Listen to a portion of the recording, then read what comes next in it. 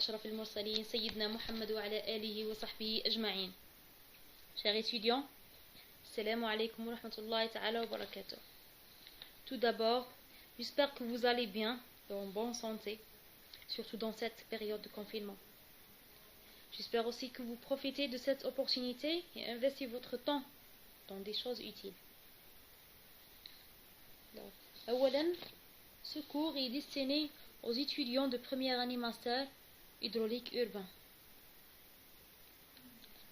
pour la matière de protection et gestion des périmètres irrigués.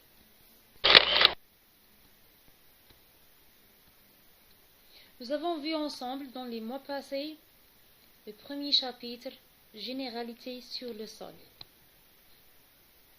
Aujourd'hui, Inch'Allah, on va parler sur le deuxième chapitre, les principes de l'irrigation.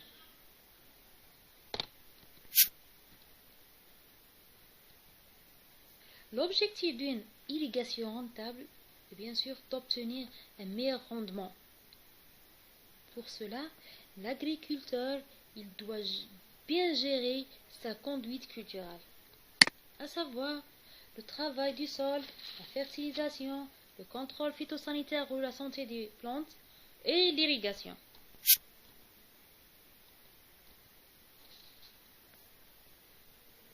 Donc, le bilan hydrique. On peut estimer la dose d'irrigation qui est égale à la somme des précipitations plus la réserve en eau du sol plus l'évapotranspiration réelle ou la demande en eau propre à la culture moins les pertes d'eau par ruissellement ou par drainage. Une bonne maîtrise de l'irrigation nécessite un pilotage rigoureusement étudié. C'est quoi le pilotage? Le pilotage a pour rôle de prévoir le moment propice de l'irrigation, la dose exacte à administrer aux cultures et la manière dont il faut procéder. Donc, quand irriguer, combien irriguer et comment irriguer. Pour la première question, quand irriguer,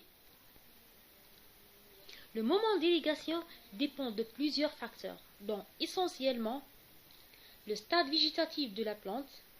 Il faut connaître la période de développement de la plante, le sol, il faut étudier la texture du sol, la qualité du sol, les caractéristiques du sol et le climat.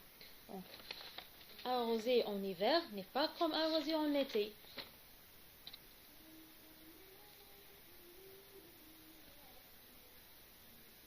Pour la deuxième et la troisième question, combien irriguer et comment irriguer, il faut calculer les besoins en eau des plantes. Pour calculer les besoins en eau des plantes, il faut estimer premièrement l'évapotranspiration potentielle. On a déjà étudié dans le premier chapitre le ETP, le ETR et le ETM. Donc, l'estimation de l'évapotranspiration potentielle, l'estimation par deux méthodes, la méthode directe et la méthode indirecte. La méthode directe, à l'aide de le bac Colorado, bac classe A, mais les méthodes indirectes, c'est les formules empiriques. On a utilisé, à titre d'exemple, la formule turque. Cette formule a été déterminée sur une base expérimentale en Algérie, intégrant la température mensuelle, la radiation globale et l'humidité mensuelle de l'air. Donc, si l'humidité relative est supérieure à 50%, on va prendre cette relation. Si l'humidité relative est inférieure à 50%, on va utiliser cette relation. Donc, après avoir calculé le ETP, on va obtenir les besoins des cultures pour chaque mois par l'application d'un coefficient culturel multiplicatif. Donc, ce coefficient est en fonction de la nature de culture pour chaque station expérimentale.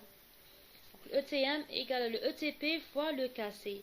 Le KC est variable selon la texture, selon les cultures et selon le temps. la saison.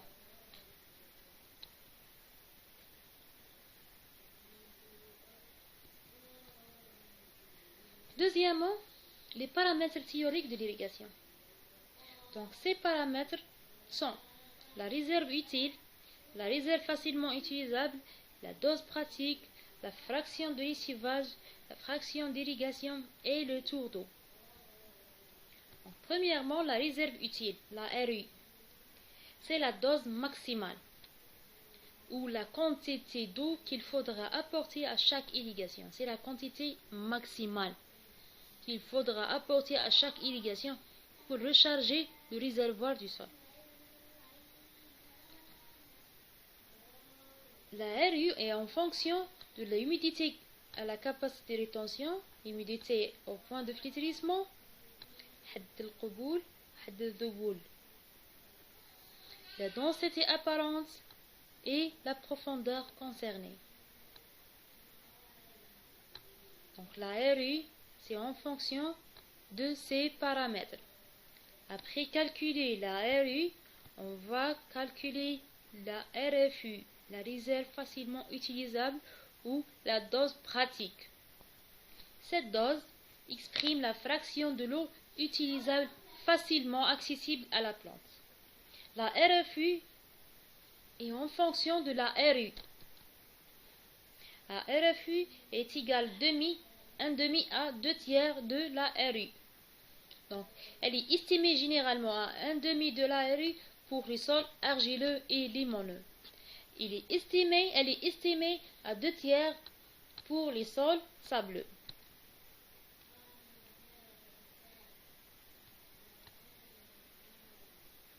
La fréquence d'irrigation. La fréquence d'irrigation est égale à l'ETM sur la DP, la dose pratique. La dose pratique, c'est la RFU.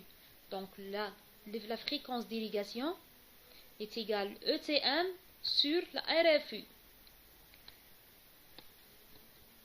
Après calculer la fréquence d'irrigation, on va calculer la dose réelle. Comment on calcule la dose réelle? Si on a trouvé la fréquence d'irrigation ou le nombre d'irrigations, un chiffre avec virgule, il faut ajuster ce chiffre. Exemple, si on a trouvé 3,5, il faut toujours prendre la valeur supérieure. 3,5, dit la valeur 4. Toujours majorer la valeur. Donc, après ajuster le N, on va calculer le DR, la dose réelle. C'est la dose réelle. La dose réelle est égale à ETM sur le N ajusté. Elle dit, بعد ما نajuster le N ajusté, on va calculer la dose réelle. Donc, هنا كانت عندنا la dose pratique. La fréquence d'irrigation هي ال ETM على la dose pratique. هنا نروحوا la dose réelle. Après calculer le N, l'ajustement de N, on va calculer la dose réelle. Quatrièmement, le tour d'eau. Le tour d'eau est le temps entre deux irrigations. Donc la période entre deux irrigations. Le tour d'eau, c'est le nombre du jour sur le nombre d'irrigations ou le tour d'eau. Donc on a la fréquence d'irrigation. Le tour d'eau est égal, par exemple, le nombre de jours du mois 30 sur la fréquence d'irrigation. Par exemple, on va irriguer 2 fois par mois, donc 30 sur 2 égale à 15. 15, donc le tour d'eau c'est 15 jours. Donc on va irriguer le premier jour, après 15 jours, on va irriguer la deuxième irrigation.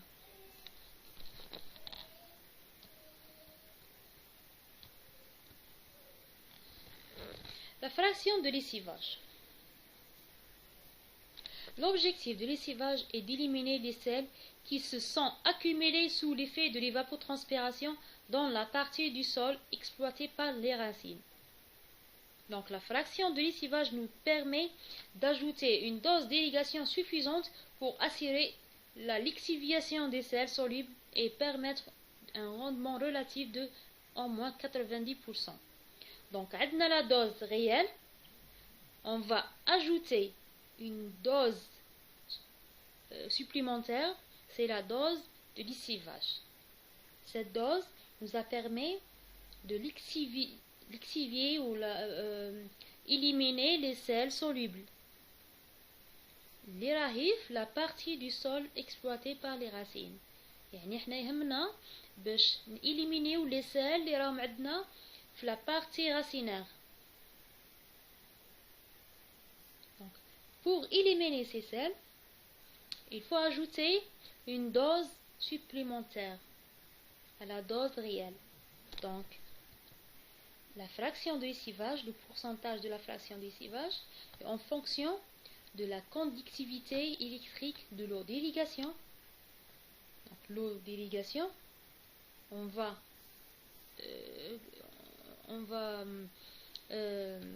mesurer la conductivité électrique de l'eau d'irrigation et la conductivité électrique de l'extrait de la pâte saturée correspond à un chute de rendement de 10%.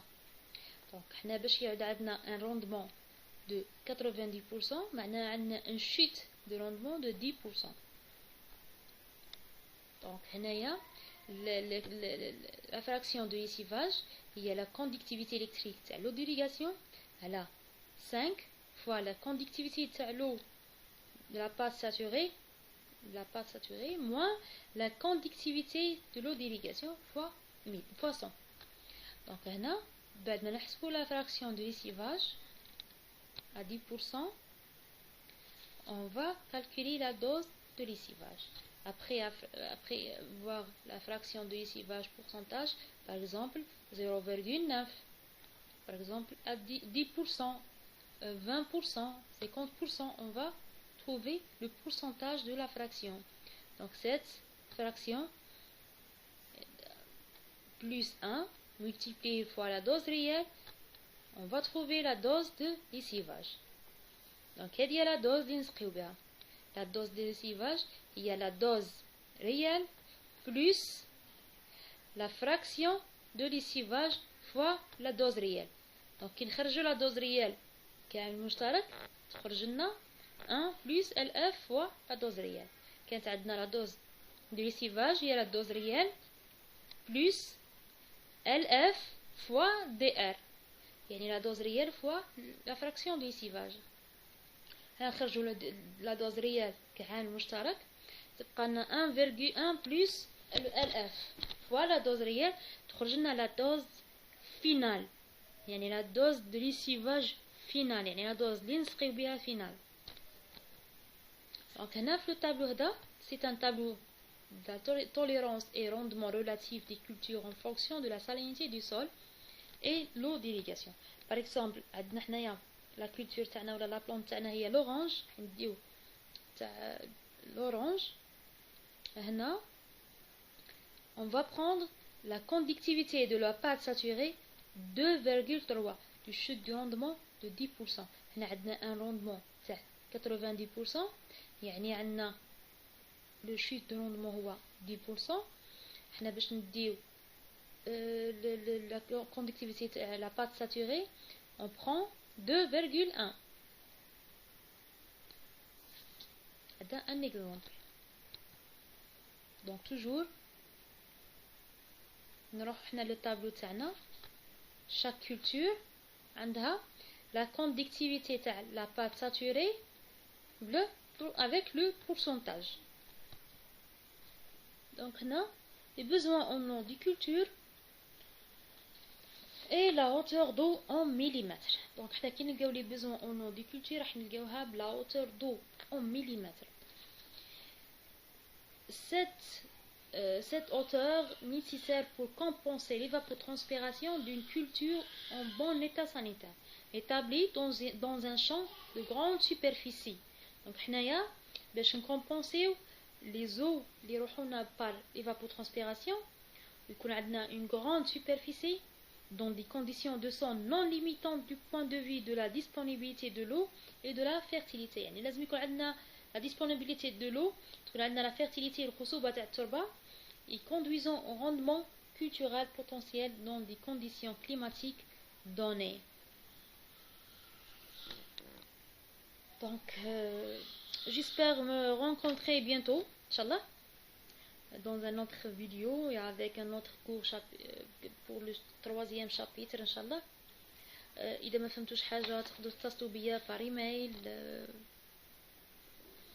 بأي طريقة. إن شاء الله نكون وضحت الكور تاعنا. إن شاء الله نتلاقاو المرة الجاية بإذن الله le 3e chapitre les techniques d'irrigation. السلام عليكم ورحمة الله تعالى وبركاته.